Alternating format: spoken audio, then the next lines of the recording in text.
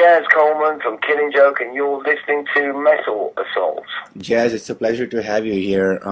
You guys just put out a new album a month back called Absolute Descent. How's it been received so far in the press and everything? They've all been 9 out of 10, 10 out of 10, or 5 out of 5 reviews everywhere, which is extraordinary.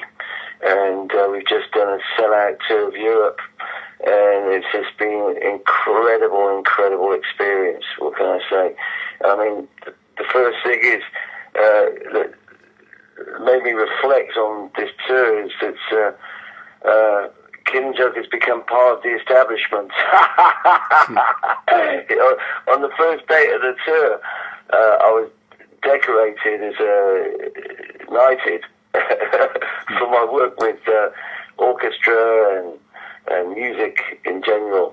And I had a most surreal day where in the afternoon I had this ceremony of being decorated, and my eldest daughter turned up, and she's never met my mother, and she's 27.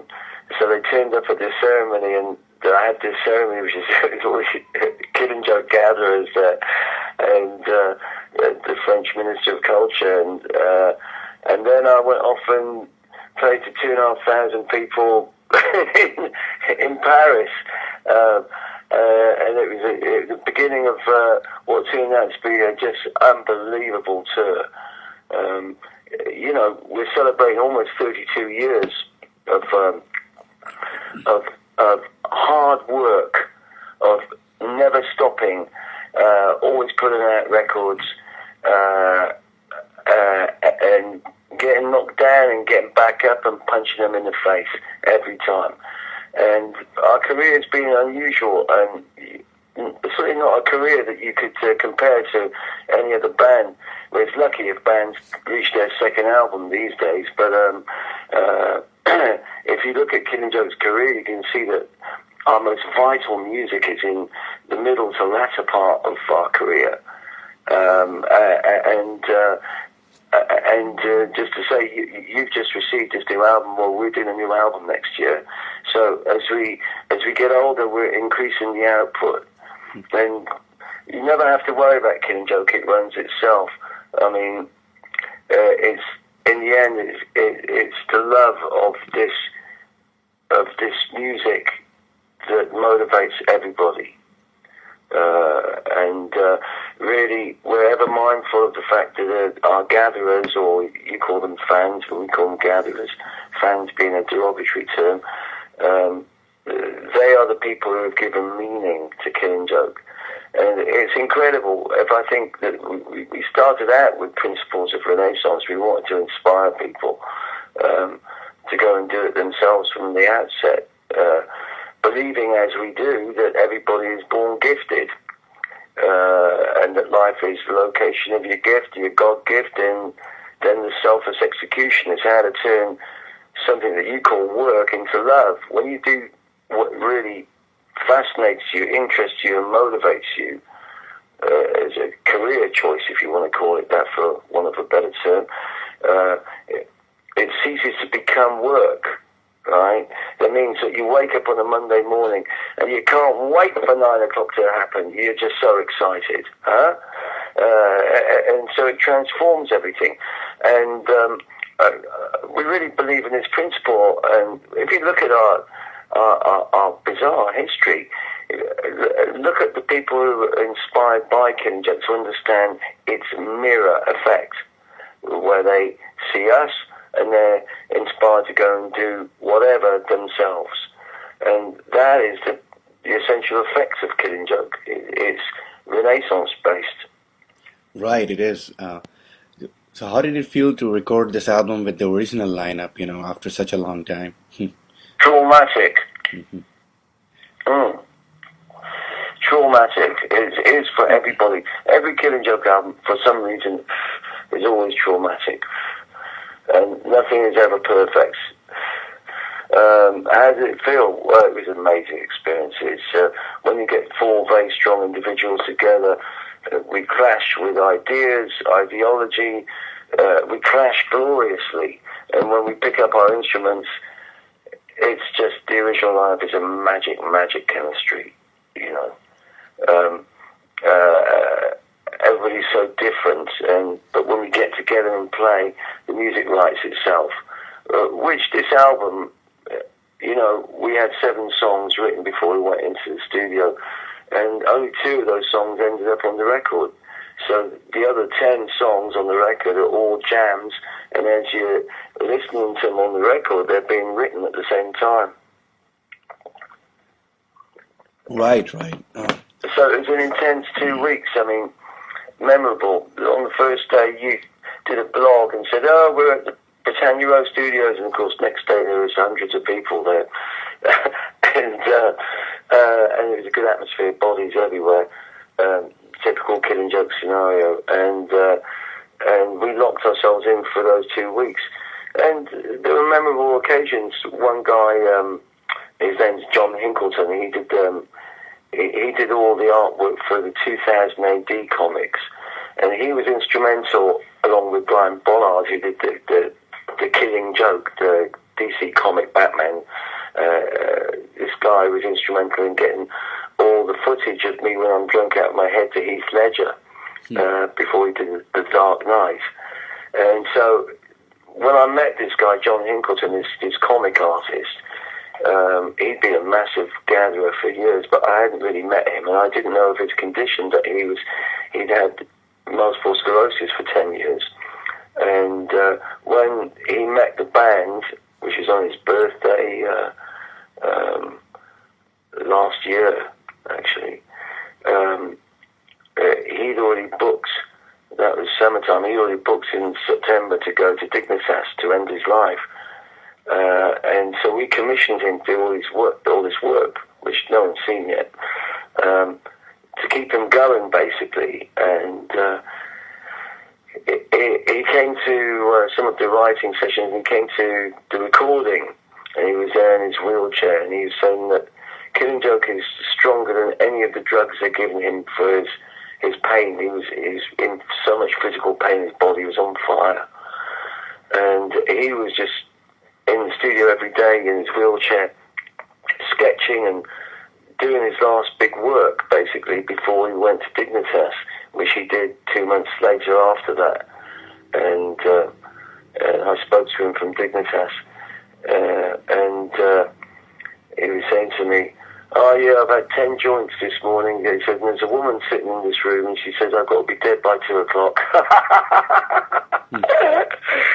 Anyway, so I had my last conversation with him, and he said he'd seen me on the other side. And then also at the session of Absolute Descent, Youth's dad came and spent a lot of time there. He was like a father to Geordie and myself, and to all of us indeed. And he was there when we did European Superstar. We got footage of him dancing, saying, "This is great," this when we were just jamming it. And he was just spurring us on, white wine in hand, cigarette in the herb, and he died 2 weeks after the session. And so it was a profound session, you know. And we had the last of Raven's ashes there on the speaker, and it was a glorious recording. Always the unexpected. Right. And how did you come up with this title, Absolute Descent? Well, that came because we couldn't reach any consensus on anything, really. We had 23 tracks in the session. 12 made it onto the album. And just getting everybody to decide which 12 was a big enough job. So Absolute Descent, yeah, there. And of course, I don't have to state the obvious with just about everything else. Descent is interesting. There's very little rebellion left in music. And, you know, how shall I put this? Socrates said that democracy, it works when every citizen engages in debate on the issues of the day. And I think having dissenting opinions is very important in a democracy. And in one sense, the four of us in Killing Joke, we're a microcosm of a democracy. And if we can't work our differences out, there's no hope for the wider world in one sense. Because we're all such different, powerful individuals. Yeah, for sure. The interesting thing about the title is that it was supposed to be called Feast of Fools, but you never even Yeah, but that's used. the Yeah, song that we recorded that never made it to the album. yeah, yeah. So what are you gonna do with that song? Is it gonna be like on a future B-side release or something like that, or you don't know yet? Oh God, there's like I say, there's another 1, 2, 3, 4, 5. There's another 10 tracks of Killing Joke out there. What's going to happen to it? I don't know. Maybe we'll release some of it on the second edition. We'll put some different tracks on, and maybe there'll be a third edition. Right. The disc two of this album is Absolute Respect, which is like songs of yours covered by other bands. So Yeah, I haven't heard it yet. Yeah. Well, how does that feel though? So many bands paying respect, absolute respect to Killing Joke with these covers.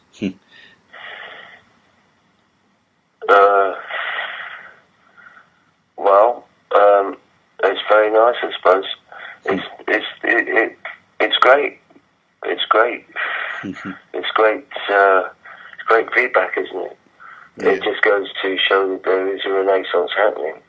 I mean, lots of people have discovered Killing Joke through Foo Fighters, through Metallica, through Nine Inch Nails, through all sorts of people, and that's cool. That's nice. It's an honour. Where I have to accept that we're part of British rock history. What can I say? Yeah, funny. Right. Yeah. So what did you think of the Metallica cover of The Wait? I mean, I know they did it a long time back, but I was just curious to know what you thought of it. What do I think? Thanks a lot. Yeah, well, I'm I sure. think most sincerely, thanks a lot. Yeah. I haven't heard it in years, that particular version. I'll make a point of listening to this Absolute Respect album when someone fucking gives me a copy. Right. Anyway, so I see that you're touring the US next month for a short run of dates. Yeah. So you must be, preparing. You said you already played these songs live, so you're already kind of prepared for it, I guess. Yeah. Yeah, and we'll change it around a bit. I'll change the set a bit for America. Marginally, just so there's a few more things there. And of course, we have a whole when we play abroad. Many gatherers come from Japan, from England, and they come on these American tours as well, and they want to hear something different. Right. Yeah. It's interesting that you call your fans not fans but gatherers. So why do you think the fan term is derogatory, as you said? It has associations of bands capitalizing on the people that give them meaning, like selling them T-shirts, selling them this, selling them that.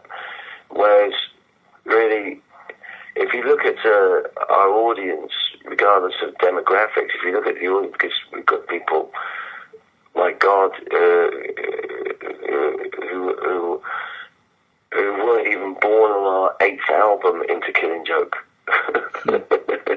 It's like, but the one common denominator of people who come to Killing Joke concerts is they're well-informed, highly intelligent people, and there is this feeling at a Killing Joke concerts of being amongst like-minded individuals that separates a consciousness that separates our audience from, say, a U2 audience or any other band you care to imagine.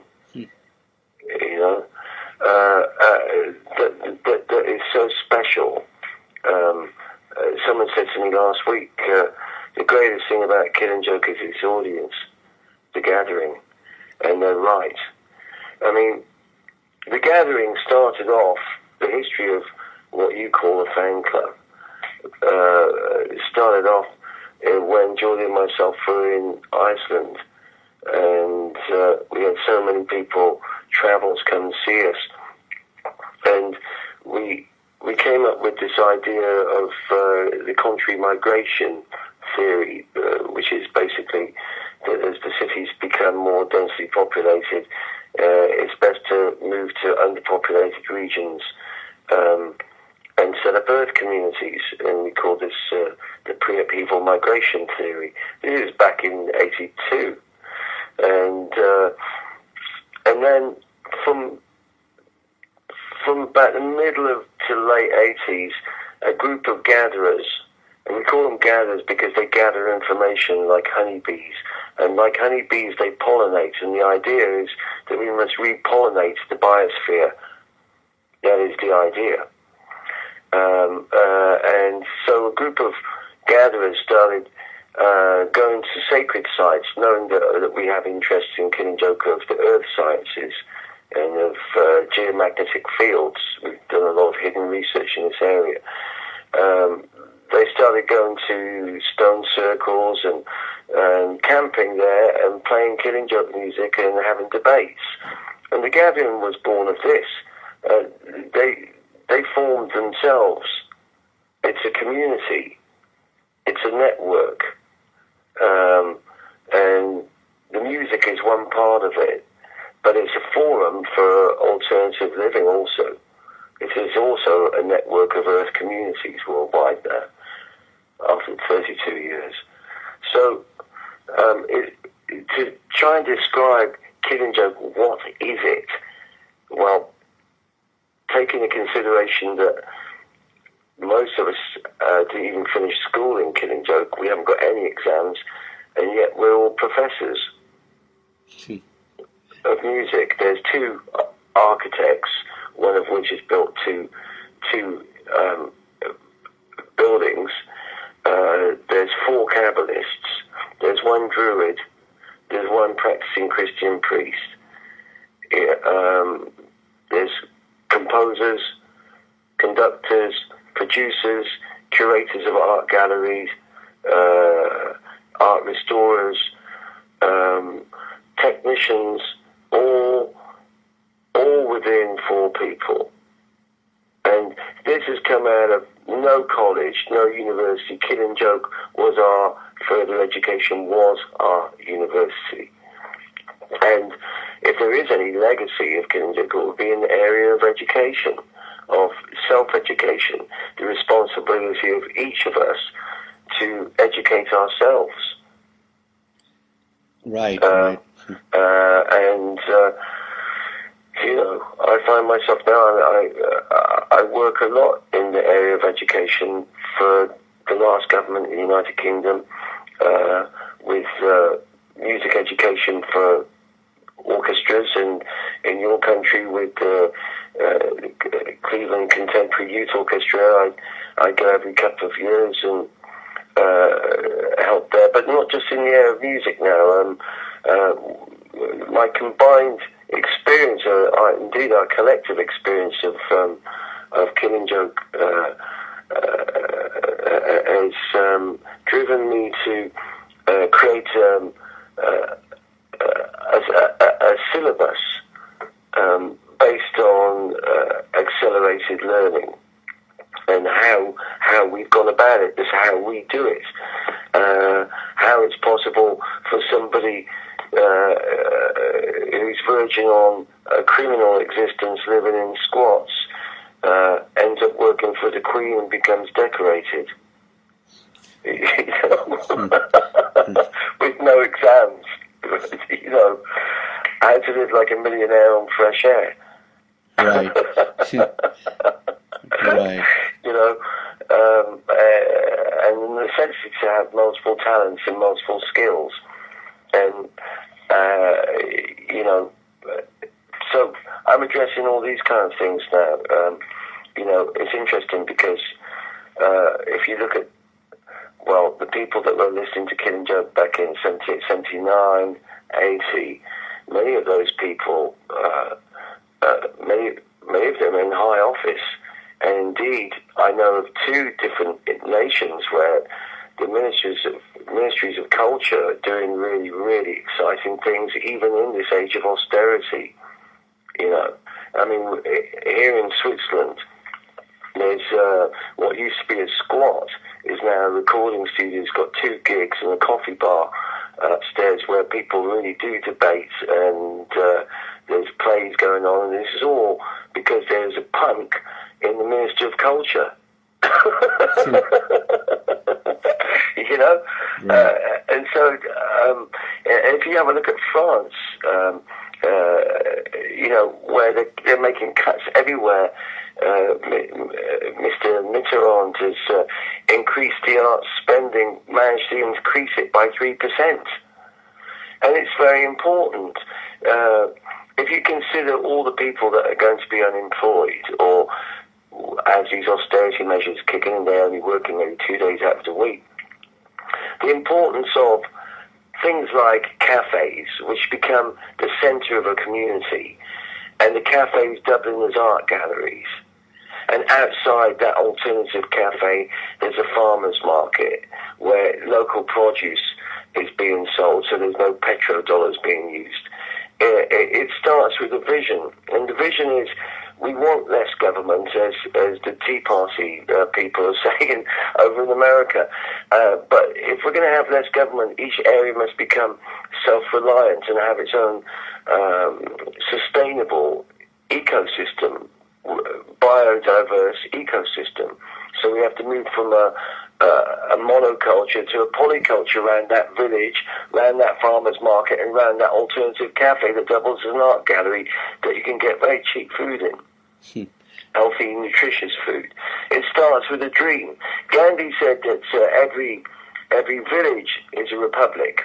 And you see, that's the answer to many of our problems. We have to create strong communities, earth communities, and each community must be self-reliant and self-sufficient. And if we all do this, we're going to resolve many of our problems, such as the fact that food prices have gone up 40% in 1 year. Wheat prices 92%. Such as people are getting paid less or they're unemployed, and take it into consideration that we're only ever 3 days and 9 meals away from total chaos. Yeah. So to increase food supply is very important. You might well ask, well, what has this got to do with Killing Joke or music? It's got a lot to do with it, because in any golden age you care to look at, every golden age is inextricably linked with agricultural abundance. When there's enough food in your stomach, and the primary needs, as Maslow points out, of clothing, shelter, food, water, breathing, clean air, when these primary needs are met, we can go up the scale to looking at the arts, philosophy, and transcendentalism. But we cannot unless those primary needs are being met, and they are not being met. To increase food supply in the areas in which we live, to study polycultures and principles of permaculture are the most important things. And responsibility of participating within one's community or village, that's very important too. Take any 10 friends you care to think of, 15, 20 friends, and go and move somewhere and find meaning in trying to find a better life. Right. Well, that was great. Well, thanks for that. But I wanted to ask you about how the name Killing Joke came up, when you started the band. It came up out of frustration and anger that you can see all these bands, even back then in 1978. We looked at all these bands that started out with high ideals and dreams, and at the end of their career, all their dreams had gone. And we knew this before we'd even started, and we used to use this term, it's the killing joke, you know. And the term killing joke then described the terrible sense of frustration and despair, of the feeling that you have no control over your destiny. We used to use the metaphor of a soldier in the First World War, and the whistle was going to be blown, and he was about to leave the trench and get his head blown off, and he knew he was going to die. And the sense of manipulation that he suddenly experienced in a few seconds before he died, this was killing joke to us then. But then, over the years, the image of the fool or the jester remains with killing joke, and it became, the meaning of killing joke became for us the laughter that overcomes all fear. Because if you notice, when you're laughing, there's no fear in you. So we developed a sense of extreme black humor that we found actually helped us process life, if you like. And so you can see over 30 years the transition of the vanquished to the victor, the laughter that overcomes all fear, killing joke. Right. Well, that's very interesting. I think we have time for one more question. Killing Joke has been around for 32 years, as you said, and the music has gradually evolved. So, where do you think it stands at this stage, Well, where it's going to evolve to, or where it is now? Kind of both, yeah. Well, where it is now, you have the record that speaks for itself, and I'm still listening to it. I love it. What we want to do is go heavier still. The next album will be as tribal as you can imagine, because it will be written for the event of 2012. Beyond that, you can't predict a Killing Joke album other than a feeling, because the music writes itself.